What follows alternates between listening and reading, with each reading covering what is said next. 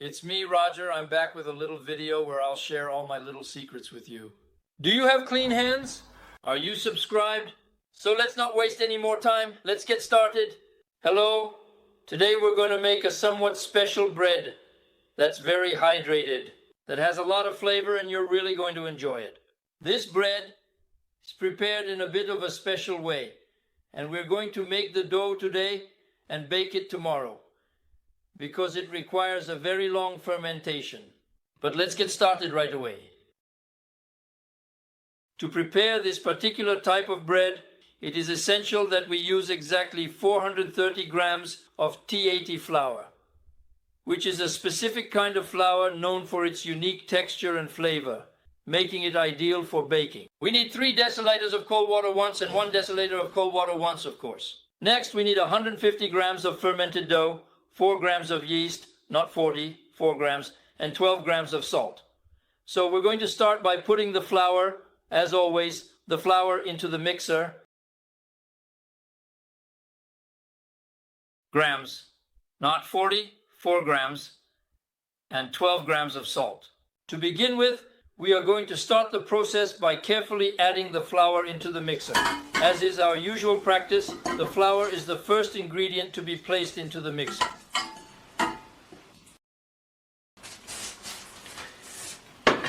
Also, the 3 deciliters then.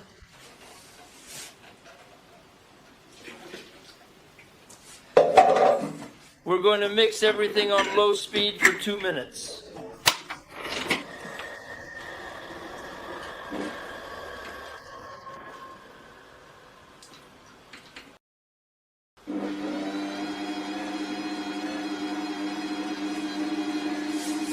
Once everything is thoroughly mixed, which should take about 2 minutes, we're going to carefully cover it with a layer of plastic wrap, and then let it rest undisturbed for a full hour.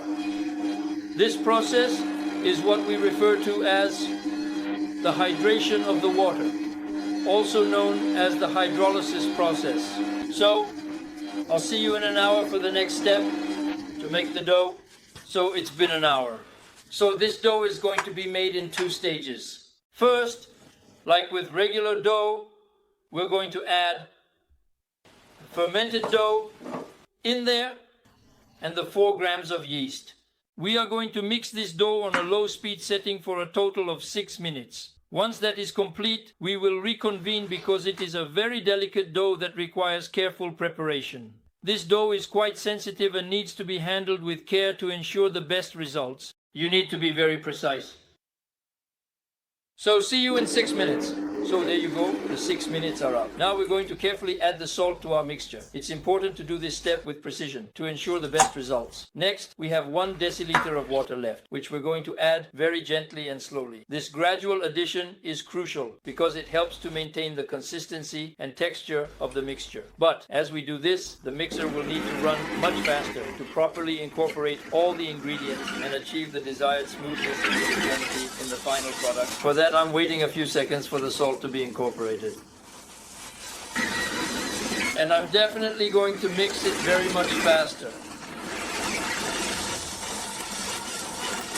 Now I'm going to carefully and slowly add a gentle drizzle of water, very gradually, so that the dough can properly and thoroughly incorporate the water bit by bit as I put it in, ensuring a smooth and even mixture.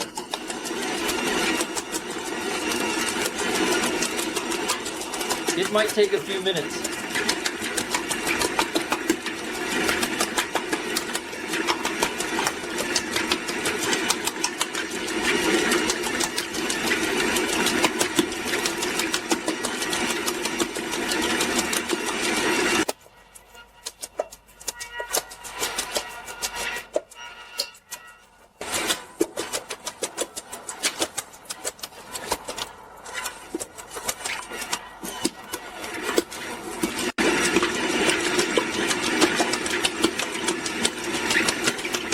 Let's keep going gently.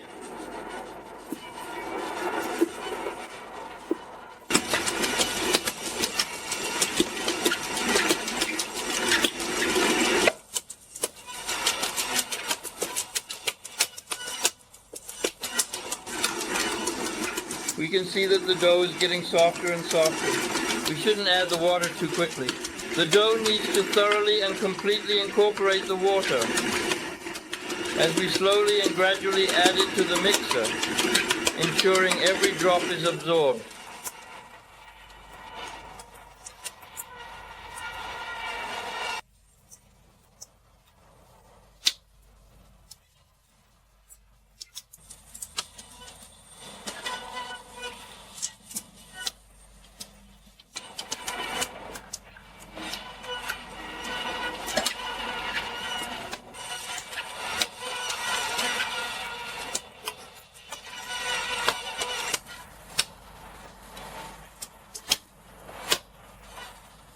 Now we can see that the dough is becoming extremely soft. That's the goal we're aiming for.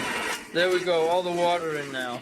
Now we're going to speed up the movement a bit, and we're going to let it run like this until the dough starts to pull away from the mixer.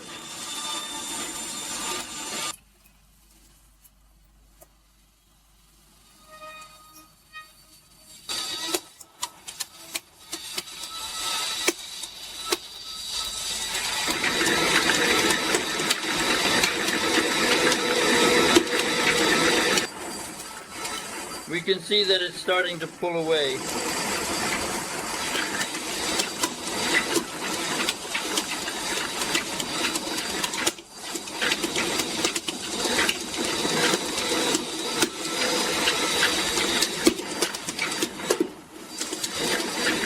All right, here we go. The vehicle is starting to move away quite smoothly and efficiently. At this point, it has successfully and completely pulled away from its initial position. We're going to wait for about another 30 seconds.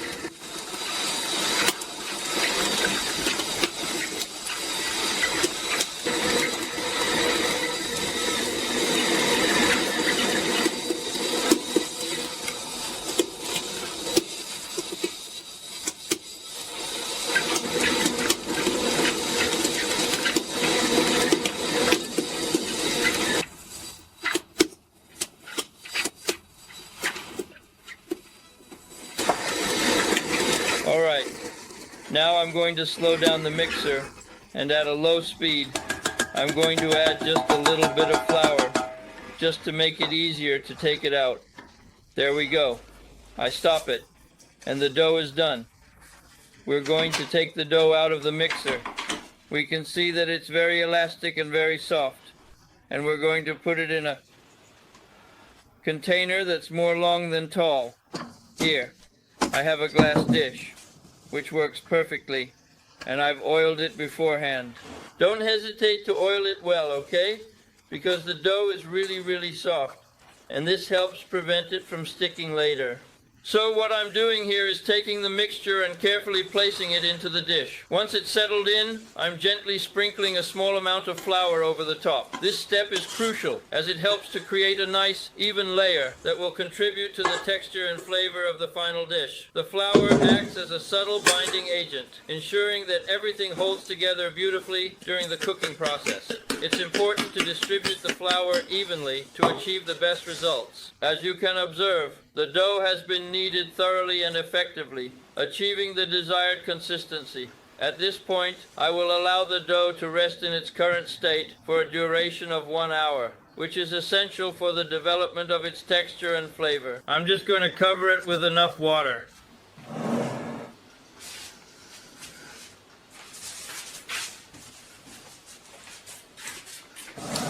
I don't do it with a cloth because it might stick to the cloth. On top, I'm putting a little bit of flour.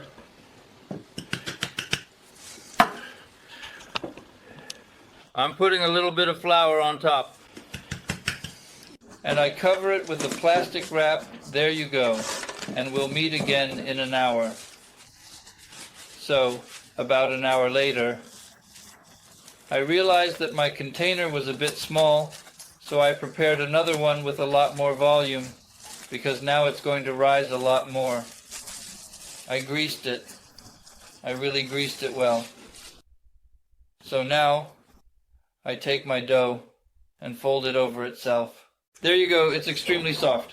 The good thing about my container is that it was thoroughly greased, which made the process much smoother. I carefully fold it over itself, ensuring that it is compact and neat, and then I place it gently into the other container. There you go. Now that it is folded neatly like this, I am going to proceed to cover it in its respective batches, making sure everything is in order.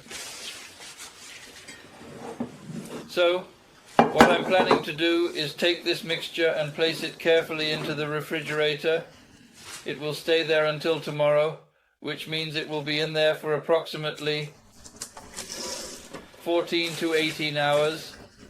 The exact time depends on how much time I have available, but it should be within that range. So I'm going to put this in the fridge, and I'll see you tomorrow. So there you go, it's been just about 14 hours since my dough has been in the fridge.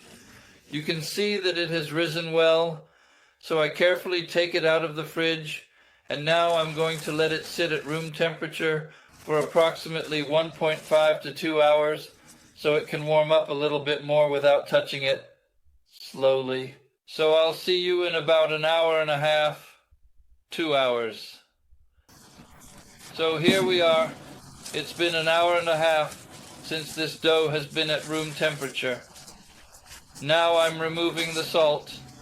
As you can see, I've made a little flour well, and now we're going to flip it over. For that, I'm just loosening the edges a bit.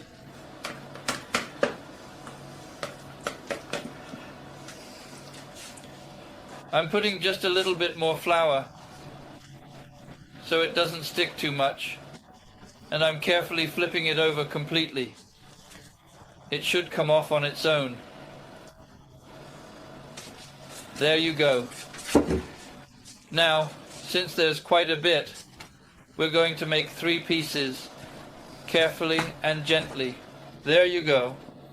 And we're going to carefully and gently stretch them just like that, one by one, and slowly roll them in flour. There you go. After that, we'll place them on the baking sheet where I've put some parchment paper. There you go. Naturally, we make every effort to prevent overburdening them with excessive work. This careful approach ensures that they are able to retain as much air within them as possible, which is crucial for their optimal performance and longevity. In the meantime, I've preheated my oven to 250 degrees C.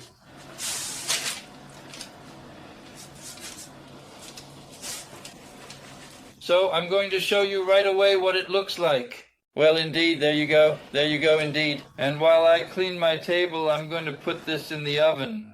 Like this, they can rest a little for 2 minutes. And there you go. I put the flour in a dish. Later, I'm going to sift it to get it back and remove the lumps. So the bread is now ready to go in the oven. That's what I'm going to do right now. I'm going to set it to 250 degrees C. With fan heat. Alright, so what I'm going to do now is carefully place my loaves inside the oven. There you go, just like that. I mustn't forget to add some steam, which is crucial for the baking process. In fact, I'm going to add a little more steam to ensure the bread turns out perfectly. So at this point, we need to make sure there's enough steam to create that beautiful crust.